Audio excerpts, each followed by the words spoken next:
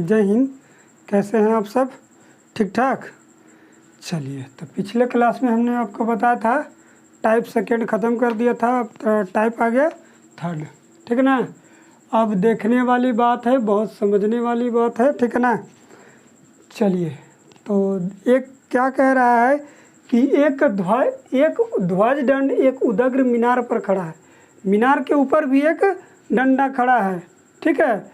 मीनार की जड़ से 10 मीटर दूर स्थित किसी बिंदु से मीनार एवं ध्वज दंड क्रमशः 45 और 60, देखिएगा यहाँ मिस प्रिंट हुआ गया था, ये 45 और 15 दे दिया था। ठीक है ना। तो आप 60 बना करके बनाइएगा।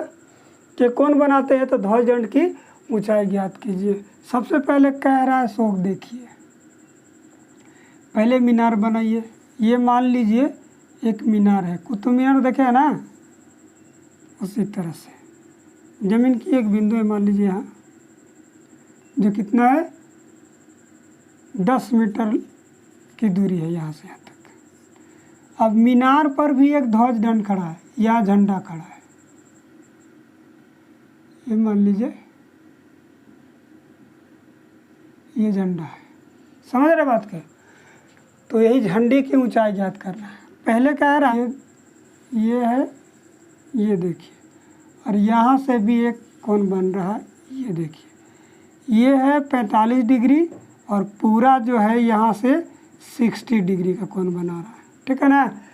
तो एक बार मान लीजिए कि ए बी हो जाएगा मीनार, ये सी बिंदु है, ये मान लीजिए डी हो जाएगा। ठीक है ना। तो इसमें करेंगे क्या कि ये जो दूरी है दोनों के लिए कॉमन हो जाएगा। ठीक है ना। ये ना भी देता फिर भी बन जाता, अगर दोनों में से किसी एक का अगर ऊंचाई दिया हो तो। ठीक है ना। अब देखिए इसी झंडा को निकालना है वैल्यू। समझ रहे बात के? तो करेंगे क्या कि यहाँ से झंडा और मीनार के दोनों की ऊंचाई और एक बार मीनार की ऊंचाई निकाल करके और मीनार की ऊंचाई पूरे यानी कि बी डी में से घटा देंगे तो आ जाएगा झंडा की लंबाई। समझ रहे बात के? देखिए 16 में क्या लिखेंगे, मान लेंगे कि ए बी एक मीनार है जिस पर ए डी एक ध्वज दंड खड़ा है। ठीक है ना। तथा ध्वज दंड की शिखर और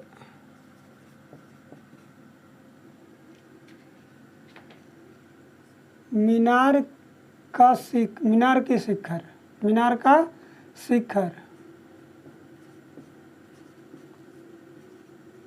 जमीन के सी बिंदु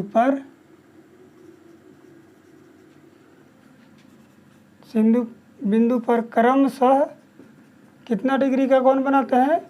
45 और 60 डिग्री।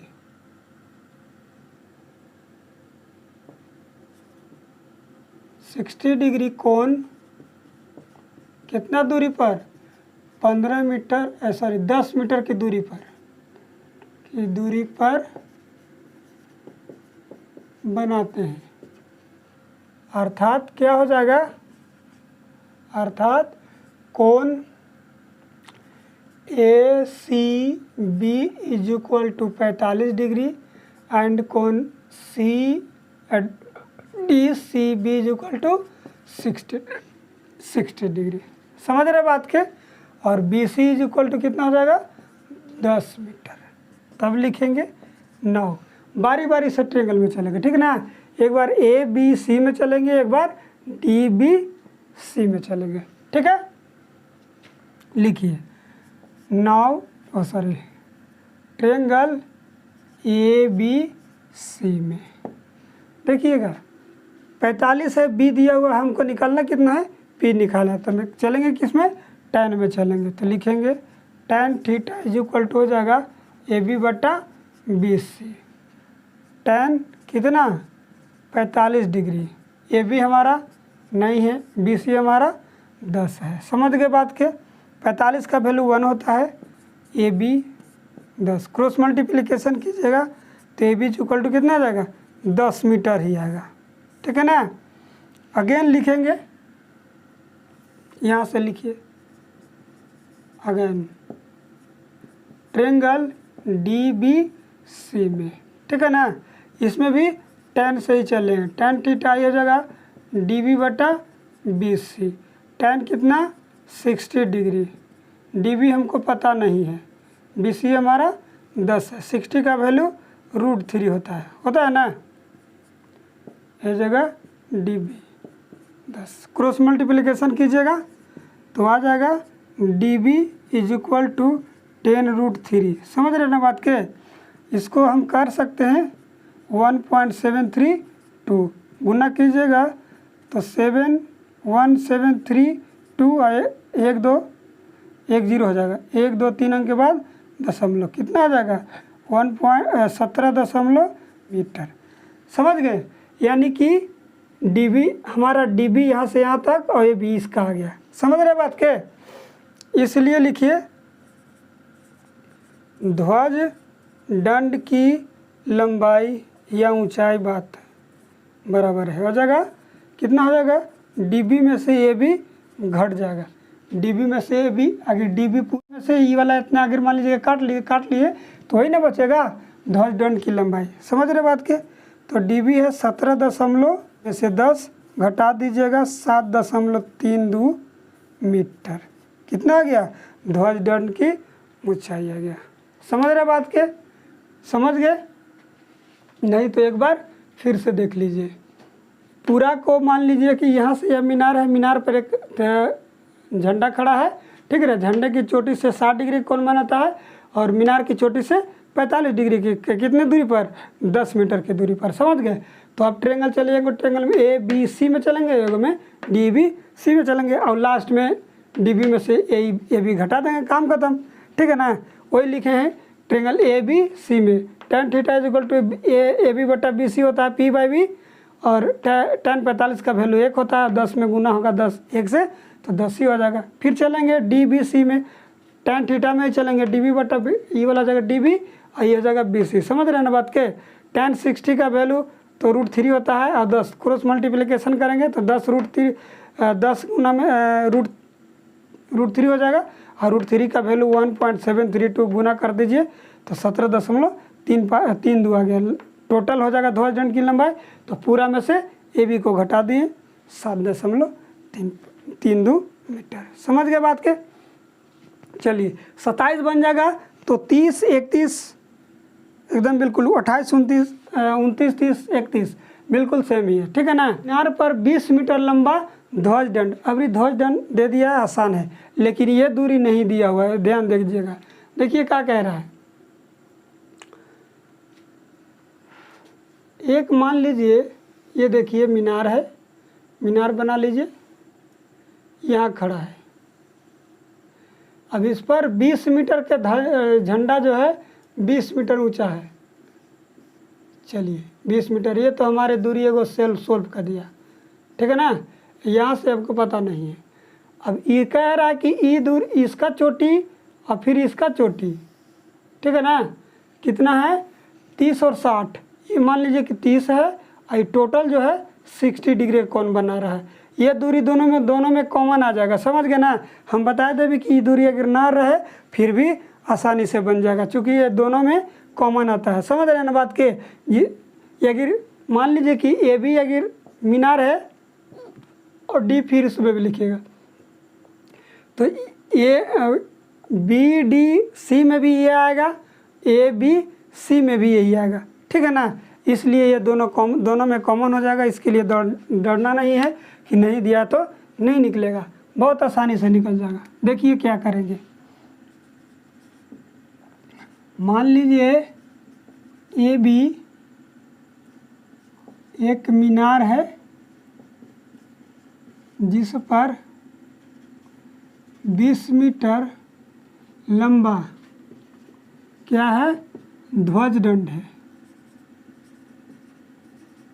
ध्वज दंड है तथा धरती तल पर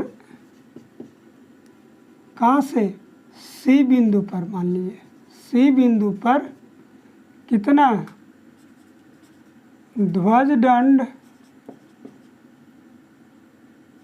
के पद, यानी कि यहाँ कह रहा मीनार की चोटी, उलट दिया, देखिएगा ध्यान दीजिएगा, ध्वजदंड के पद यानी कि मीनार की चोटी ये कह रहा, ठीक है ना, और ध्वजदंड की शिखर और शिखर का उन्नयन कोण फंसाने के लिए कहा है, ज़्यादा गड़बड़ाने की ज़रूरत नहीं है। उन्नयन कोण क्रमशः कितना है, क्रमशः 30 डिग्री और 60 डिग्री है। समझ रहे ना बात के। वो मीनार का ध्वजदंड के पाद काहे कहा कि ये पाद यानी कि इसका यहाँ नीचे हो जाएगा, यानी कि शिखर का उन्नयन को शिखर मीनार का शिखर हो जाएगा। समझ रहे ना बात के। इसलिए कोण A C B is equal to 30 हो जाएगा एंड कोण D C B is equal to 60 degree. ये भी हमारा बी सी हमारा नहीं दिया हुआ है और ए डी हमारा कितना है 20 मीटर है। समझ रहे ना बात के। लिखेंगे now triangle A B C में, समझ गए। इसमें भी वही चलेंगे, tan theta is equal to A B बटा बी सी। समझ रहे ना बात के। तो tan इसमें हो जाएगा 30 ए बी बटा B C, A B root हो जाएगा 1/√3 बी सी। तो हो जाएगा कि B C is equal to A B गुना √3। ध्यान दीजिएगा बी सी दोनों में कॉमन है बाबू, ठीक है ना। फिर लिखेंगे नाउ, चाहे अगेन लिखिए, again triangle D B C में, इसमें भी वही चलेंगे tan 30 tan 60 होगा, डी बी है देखिएगा डी बी बटा बी सी, यह हो जाएगा कितना tan 60। डी बी हमको पता नहीं है ना बी सी ये पता है, ये √3 हो जाएगा डी बी बटा बी सी। क्रॉस मल्टीप्लिकेशन कीजिएगा है ना, तो D B is equal to हो जाएगा बी सी इंटू √3। समझ गए बात के। अब डी बी हमको यह देखिए डी बी यहाँ तक है ना, तो इस बी सी का वैल्यू इससे हम रख सकते हैं। समझ रहे हैं ना बात के।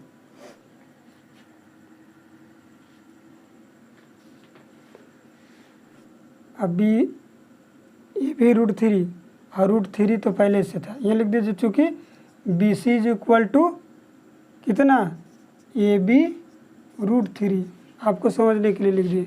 गुना में कर दीजिएगा तो कितना हो जाएगा, √3 से √3 में गुना का 3 हो जाएगा, 3ab इज इक्वल टू कितना db। db बराबर कितना आ गया 3ab। हम देखिए अब इसको db को हम ऐसे ही रहने दीजिए, db को इस तरह से भी आप लिख सकते हैं, ठीक है ना। अब यहाँ देख लीजिए, लिखिए लीजिए,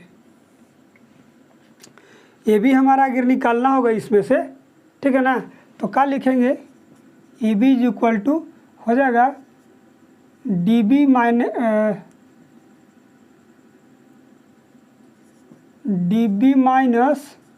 ए डी हो जाएगा।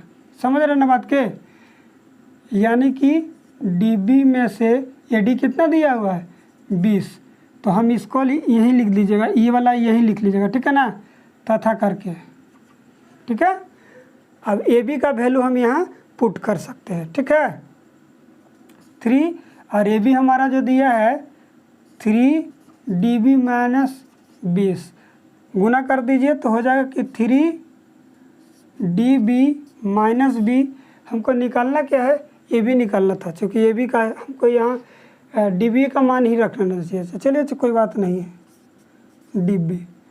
अब 3 हो गया, इसको इन्हें ले जाइए, इसको इन्हें ले आइए, इसमें गुना कीजिए तो 60 हो जाएगा बाबू। कितना हो जाएगा?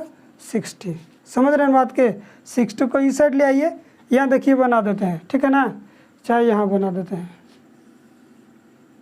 यहाँ से यहाँ चलेंगे तो हो जाएगा 3DB माइनस DB हो जाएगा बराबर 60। दोनों घटाइएगा तो 2DB हो जाएगा इज इक्वल टू कितना? 60।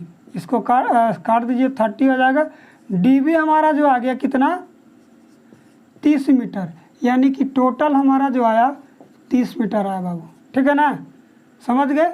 इसलिए लिखिए AB बराबर हो जाएगा DB में से AD को घटा दीजिए, ठीक है ना, तो 30 में से 20 घटा दीजिए, कितना बचेगा? 10 मीटर।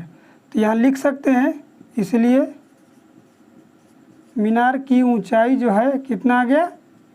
10 मीटर। हो गया आपका काम खत्म। मीनार से ऊंचाई झंडे है, झंडा की ऊंचाई ही ज़्यादा है। समझ गए बात के? चलिए, तो कहना था कि 27 28 बना दिए, 29 बिल्कुल सेम है। इसमें क्या निकला? ध्वजदंड की ऊंचाई, यानी कि 27 के जैसा है। और 30 जो है इसमें कह रहा है कि पेंडेस्टल की ऊंचाई, यानी कि मीनार की ऊंचाई ज्ञात करना है। समझ रहे ना बात के? और 31 कह रहा है कि पहाड़ की ऊंचाई, यानी कि मीनार की ऊंचाई ज्ञात करना है। समझ गए बात के? तो 31 तक बना लीजिएगा और 32 नेक्स्ट क्लास में बताएंगे। समझ गए? तो आपका होमवर्क रह गया कितना? 29, 30 और 31, ये आपका होमवर्क रहेगा। 1 2 बार 3 बार 4 बार बनाइएगा, आसानी से समझ में आ जाएगा, ठीक है ना। नहीं तो एक बार फिर से हम समझा देते हैं, देख लीजिएगा। ये भी मान लीजिए कि 20 दिया हुआ है, हमको ही पता नहीं था, ये 20 ही दोनों में कॉमन है। समझ गए बात के? ये भी निकालना था, यहाँ पे मान लीजिए कि AB का मान ना रख के DB का मान भी हम पुट कर यहाँ रख सकते थे। समझ गए बात के? तो DB डायरेक्ट करते तो AD हमारा आसानी AB ही डायरेक्ट आता। समझ गए बात के? AB हमने उस AB का मान ही पुट कर दिया, एक चलते DB आ गया और फिर DB में से AD को घटाना पड़ गया। समझ गए बात के ना? चलिए, तब मिलते हैं अगले वीडियो में, तब तक के लिए जय हिंद।